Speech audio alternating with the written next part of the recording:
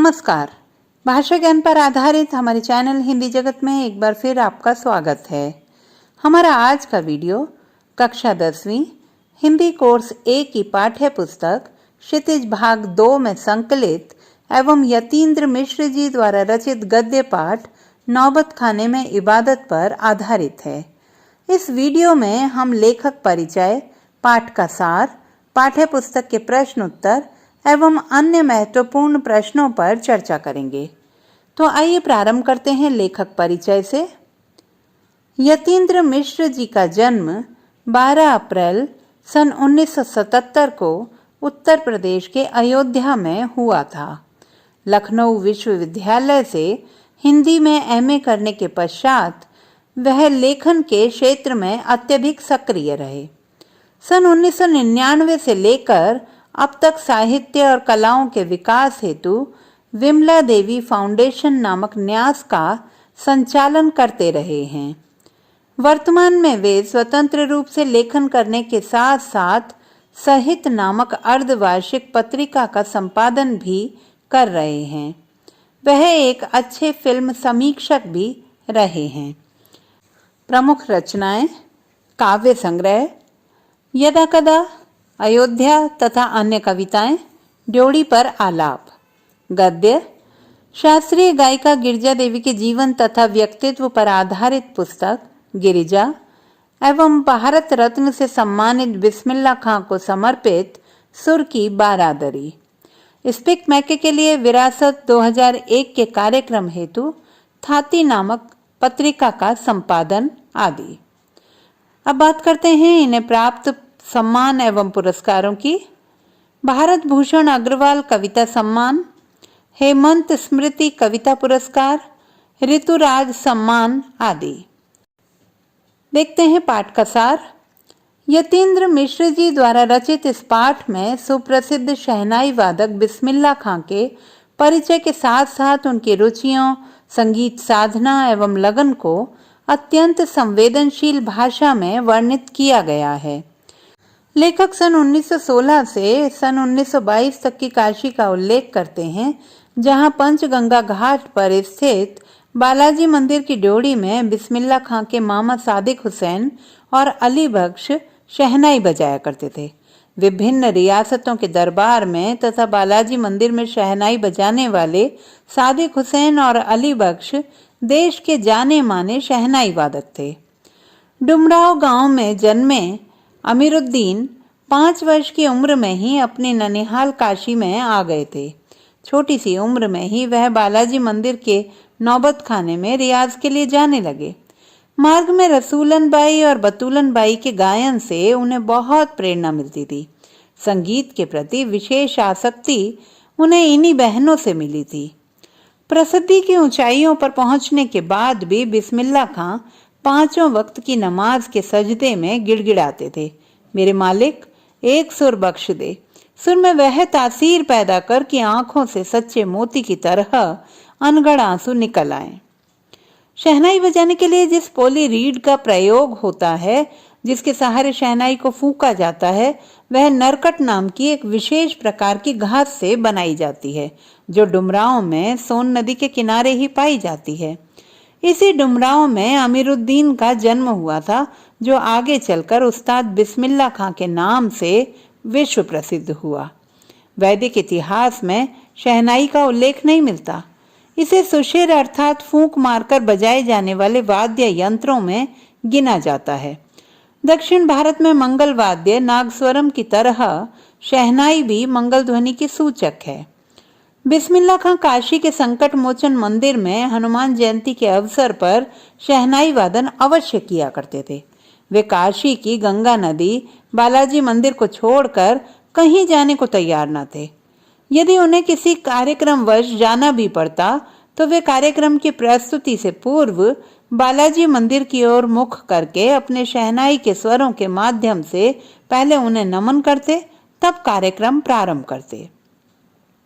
काशी में बाबा विश्वनाथ और बिस्मिल्लाह खां का जिस प्रकार अटूट संबंध है, उसी प्रकार मुहर्रम, ताजिया, होली, अबीर और गुलाल की गंगा जमुनी संस्कृति भी एक दूसरे की पूरक है। बिस्मिल्लाह खां समय परिवर्तन के साथ होने वाले बदलावों से निराश हैं।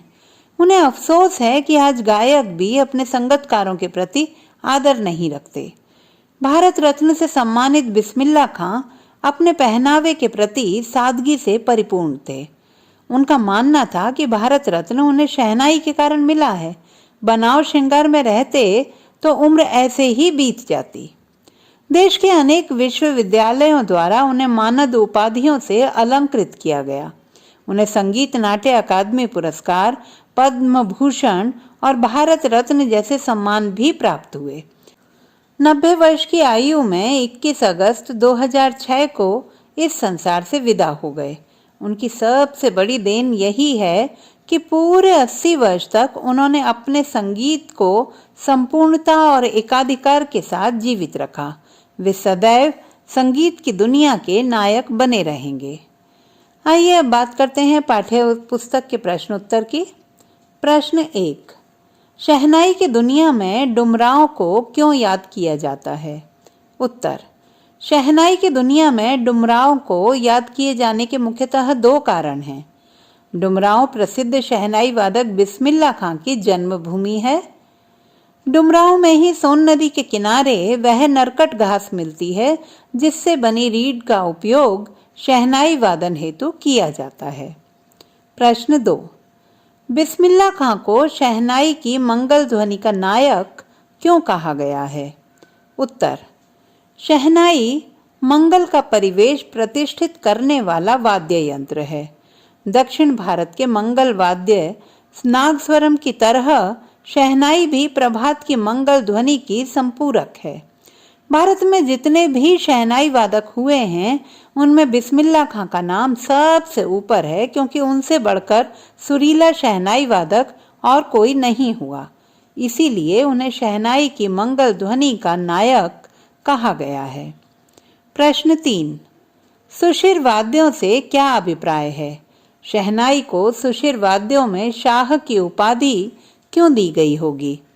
उत्तर, सुशिर वाद्यों से तात्पर्य है फूंक कर बजाए जाने वाले वाद्य, जैसे मुरली, वंशी, श्रृंगी, मूर्छंग एवं शहनाई आदि। इनमें शहनाई को मंगल का परिवेश प्रतिष्ठित करने वाला वाद्य माना गया है। शहनाई सबसे अधिक मोहक और सुरीली भी होती है, इसीलिए उसे शाहे नए अर्थात सुशिर वाद्यों का शाह कहा गया है। प्रश्न 4, आशय स्पष्ट कीजिए। क, फटा सुर न बख्शें, लुंगिया का क्या है? आज फटी है तो कल सी जाएगी। उत्तर, उपर्युक्त कथन बिस्मिल्लाह खां ने उस समय कहा जब उनकी शिष्या ने उन्हें इतना प्रतिष्ठित होने पर भी फटी तहमद पहनने के लिए टोका था। इसी का उत्तर देते हुए उन्होंने कहा था कि मालिक से यही दुआ है कि वह मुझे फटा हुआ सुर ना बख्शें। लुंगिया का क्या है? यदि आज फटी है तो कल सी जाएगी। तात्पर्य यह है कि पहनावे से कोई काबिल नहीं बनता, पहनावा सुधारा भी जा सकता है। व्यक्ति अपने पहनावे से नहीं बल्कि अपने गुणों से जाना जाता है। ख, मेरे मालिक सुर बख्श दे, सुर में वह तासीर पैदा कर कि आंखों से सच्चे मोती की तरह अनगढ़ आंसू निकल आए।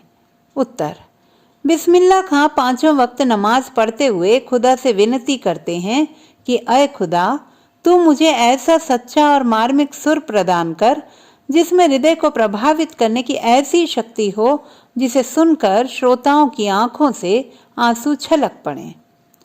प्रश्न 5, काशी में हो रहे कौन से परिवर्तन बिस्मिल्लाह खां को व्यथित करते थे? उत्तर, काशी में पुरानी परंपराएं लुप्त हो रही हैं।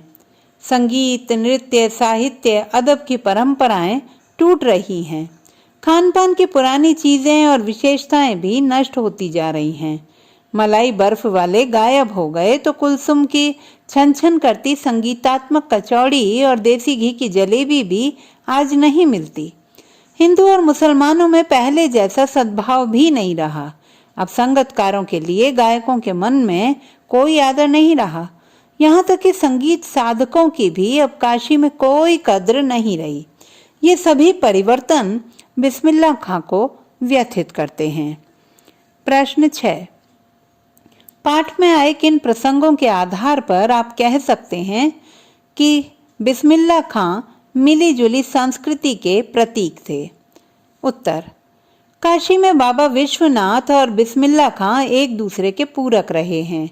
सच्चे मुसलमान होने के नाते जहां वे मुहर्रम सच्ची श्रद्धा से मनाते थे, पांचों समय नमाज अदा करते थे, वहीं जीवन भर काशी विश्वनाथ और बालाजी के मंदिर में शहनाई बजाते रहे। संकट मोचन मंदिर में होने वाले 5 दिवसीय संगीत आयोजन में वे अवश्य होते थे।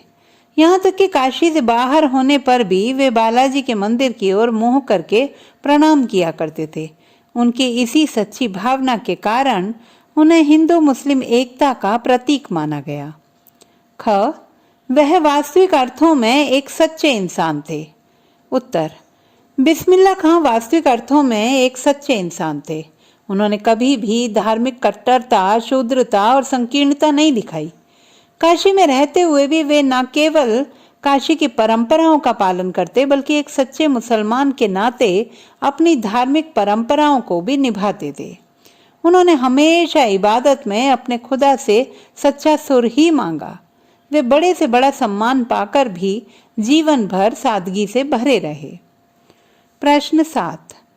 बिस्मिल्लाह खां के जीवन से जुड़ी उन घटनाओं और व्यक्तियों का उल्लेख करें जिन्होंने उनकी संगीत साधना को समृद्ध किया। उत्तर। बिस्मिल्लाह खां को प्रभावित करने वालों में प्रथम स्थान उनके परिवार का है। उनके संगीत प्रेमी परिवार में परदादा उस्ताद सलार हुसैन और उस्ताद पैगंबर बख्श खां तथा मामू अली बख्श खां ने उनकी संगीत साधना को समृद्ध करने में विशेष भूमिका निभाई। अपनी ननिहाल काशी में रसूलन बाई और बतूलन बाई की गायकी ने उन्हें संगीत की ओर खींचा। अपने नाना को मधुर स्वर में शहनाई बजाते सुनकर वे उनकी शहनाइयों में मिठास का कारण खोजा करते थे। मामू जान अली बख्श की शहनाई के सुर जब जब सम पर आते थे तो बिस्मिल्लाह खां जमीन पर धड़ से पत्थर मारकर संगीत में दाद दिया करते थे। कुलसुम की कचौड़ी की छन छन में भी वह संगीत का आरोह अवरोह देखा करते थे। अब देखते हैं रचना और अभिव्यक्ति पर आधारित प्रश्न। प्रश्न 8। बिस्मिल्लाह खां के व्यक्तित्व की कौन कौन सी विशेषता ने आपको प्रभावित किया? उत्तर। बिस्मिल्लाह खां के व्यक्तित्व की निम्नलिखित विशेषताएं हमें प्रभावित करती हैं। संगीत प्रेमी। शहनाई वादक के रूप में प्रसिद्धि की ऊंचाइयों को छूने के बावजूद उन्होंने पूरे 80 वर्ष तक संगीत को संपूर्णता एवं एकाधिकार से सीखने की जिजीविषा को जीवित रखा। धार्मिक सौहार्द। एक सच्चे मुसलमान के रूप में वे पांचों समय नमाज पढ़ते, मुहर्रम का उत्सव पूरे शौक और भाव से मनाते हैं। वहीं हिंदुओं की पवित्र नदी गंगा को माता के समान मानते और बाबा विश्वनाथ एवं बालाजी मंदिर में नित्य प्रति शहनाई वादन भी किया करते। सरलता और सादगी। भारत के अनेक विश्वविद्यालयों से प्राप्त मानद उपाधियों एवं पद्म भूषण और भारत रत्न जैसे सम्मान प्राप्त होने के बाद भी उन्हें गर्व और अभिमान छू तक नहीं गया था। वह सरलता, सादगी और गरीबी की जिंदगी जीते। यहाँ तक कि फटी तहमद पहनने में भी उन्हें कोई संकोच नहीं होता था। रसिक स्वभाव। वे बचपन से रसिक स्वभाव के थे। रसूलन बाई और बतूलन बाई की गायकी उन्हें हमेशा प्रभावित करती रही। युवावस्था में प्रसिद्ध अभिनेत्री सुलोचना की फिल्मों के वे दीवाने थे। प्रश्न 9। मुहर्रम से बिस्मिल्लाह खां के जुड़ाव को अपने शब्दों में लिखिए। उत्तर। बिस्मिल्लाह खां पूरी श्रद्धा, आस्था और भावुकता के साथ मुहर्रम मनाया करते थे। इन 10 दिनों में न तो वह स्वयं किसी भी प्रकार का मंगल वाद्य, शहनाई, राग रागिनी आदि बजाते थे और न ही उनके परिवार का कोई अन्य सदस्य किसी संगीत उत्सव आदि में शिरकत करता था। 8वीं तारीख को वे दाल मंडी से करीब 8 किलोमीटर की दूरी तक रोते हुए, नौहा बजाते हुए चलते थे। प्रश्न 10। बिस्मिल्लाह खां कला के अनन्य उपासक थे। तर्क सहित उत्तर दीजिए। उत्तर। उस्ताद बिस्मिल्लाह खां शहनाई बजाने वाले एक महान कलाकार थे, परंतु उन्होंने अपनी कला को कभी भी धन उपार्जन का साधन नहीं बनाया। उन्होंने 80 वर्षों तक लगातार शहनाई बजाई। संपूर्ण भारत में उनके समान शहनाई बजाने वाला कोई नहीं हुआ। फिर भी वह अंत तक खुदा से सच्चे सुर की मांग ही करते रहे। उन्हें लगता था कि उन्हें अभी तक शहनाई को सही ढंग से बजाना ही नहीं आया। उन्होंने स्वयं को कभी पूर्ण नहीं माना। जीवन भर उनकी अभ्यास साधना जारी रही। इस प्रकार हम कह सकते हैं कि बिस्मिल्लाह खां कला के अनन्य उपासक थे। अब एक नजर डालते हैं कुछ अन्य महत्वपूर्ण प्रश्नोत्तर पर। प्रश्न 1, दुनिया कहती सुबहान अल्लाह, तिस पर बिस्मिल्लाह खां कहते अल्हम्दुलिल्लाह। आशय स्पष्ट कीजिए। उत्तर, मधुर आवाज की प्रशंसा करते हुए दुनिया वाले कहते कि ईश्वर धन्य है जिसने ऐसा महान कलाकार बनाया। वे उनकी कला को अद्वितीय बताते हुए उनकी प्रशंसा करते। परंतु बिस्मिल्लाह खां अपनी विनम्रता प्रदर्शित करते हुए अपनी कला को ईश्वर की कृपा बताते थे। प्रश्न 2, काशी में बाबा विश्वनाथ और बिस्मिल्लाह खां एक दूसरे के पूरक हैं। कथन का क्या आशय है? उत्तर, काशी में लंबे समय से बाबा विश्वनाथ की स्तुति में संगीत आयोजन और अन्य धार्मिक उत्सव मनाए जाते रहे हैं। इनमें बिस्मिल्लाह खां की शहनाई अनिवार्य अंग होती थी। रोज सवेरे मंदिर की ड्योढ़ी पर शहनाई वादन कर वे अपनी आस्था प्रकट किया करते थे। उन्होंने शहनाई बजाने की शिक्षा भी काशी में ही प्राप्त की थी। लोगों में मानो ये धारणा बन गई थी कि बाबा विश्वनाथ के साथ बिस्मिल्लाह खां की शहनाई का अटूट संबंध है और एक दूसरे के बिना दोनों अधूरे हैं। प्रश्न 3, पाठ में बिस्मिल्लाह खां की तुलना कस्तूरी मृग से क्यों की गई है? उत्तर, बिस्मिल्लाह खां अपनी सफलताओं और उपलब्धियों से संतुष्ट न होने वाले व्यक्ति थे, जो सफलता की ऊंचाइयों पर पहुंचकर भी धरातल से जुड़े हुए थे। जिस तरह मृग अपनी ही कस्तूरी की महक से परेशान होकर उसे जंगल में खोजता फिरता है, उसी तरह बिस्मिल्लाह खां शहनाई के सम्राट होकर भी यही सोचते थे कि उन्हें अभी तक सुरों को बरतना नहीं आया। तो बच्चों, आशा करती हूँ कि हमारा आज का यह वीडियो आपके लिए अत्यंत उपयोगी एवं सहायक सिद्ध होगा। इसी पाठ पर आधारित बहुवैकल्पिक प्रश्नों हेतु हमारा आगामी वीडियो देखना न भूलें। भाषा संबंधी किसी भी समस्या के समाधान हेतु बने रहिए सुनीता भटनागर हिंदी जगत के साथ। आपका दिन शुभ हो।